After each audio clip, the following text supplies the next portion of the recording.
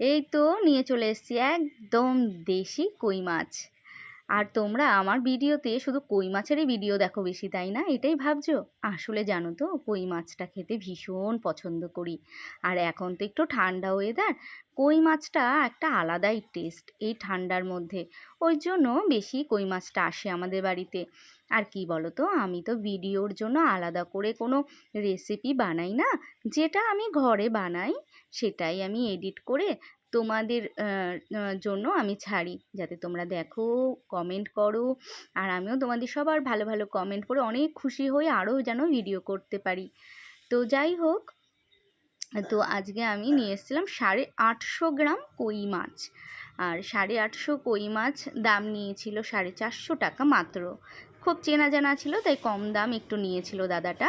তো যাই হোক, আর কই মাছগুলো ভীষণই ভালোও ছিল। তো এইবার হচ্ছে কই মাছটা অ্যাকচুয়ালি আজকে কেন এতগুলো কই মাছ রান্না করব, এটার হচ্ছে কারণ আজ আমার মামা মামি খাবে। আর তাছাড়াও আমার আজকে আছে পিকনিক। তার জন্য আমি তো চলে যাব পিকনিকে, তাই তাড়াতাড়ি করে সুন্দর করে কই মাছ রান্না করব। এটা হচ্ছে লঙ্কা জিরে ধনে, টমেটো ধনে পাতা আর পেঁয়াজ কুড়িয়ে রেখেছি, সবই দেবো আজকে মাছে। আর চলো আরেকটু দেখাই তোমাদের। এই দেখো, শুকনো লঙ্কা তেজপাতা আর গোটা গরম মশলাটাও হাতের সামনে রেডি রেখেছি, যাতে আমার করতে একটু সুবিধে হয়। জিরে শুকনো লঙ্কা তেজপাতা দিয়ে দিলাম তেলে। এবার যেই নাকি একটুখানি ভাজা ভাজা হলো, একটু এলাচ আর দারচিনি থেতো করে এলাচটা তারপরে দেবে, কেমন না হলে জানো তো খুব ফাটে। তো সেটাও দিয়ে দিলাম। ব্যাস, এইবার হচ্ছে দিয়ে দেব একটু পেঁয়াজ, আধা বাটা করে পেঁয়াজ, অল্প করে পেঁয়াজ দিলেই হলো। অ্যাকচুয়ালি কই তেলে খুব একটা মশলা লাগে না, জিরে আদা বাটা দিলেও হয়।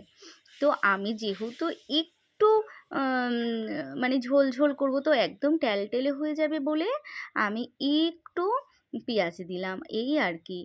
আর দিলাম টমেটো, খুব যে ঝোল রাখবো তাও না, একটু হালকা হালকা আর কি। আর ওই যে তোমাদের বললাম আজ আমার মামা মামি আসবে, আর আমি বলেছি আমার হাতে কই তেল আমার মামা মামিকে খাওয়াবো। আজকে আমাদের বাড়িতে অনেক কিছু রান্না অলরেডি হয়ে গেছে।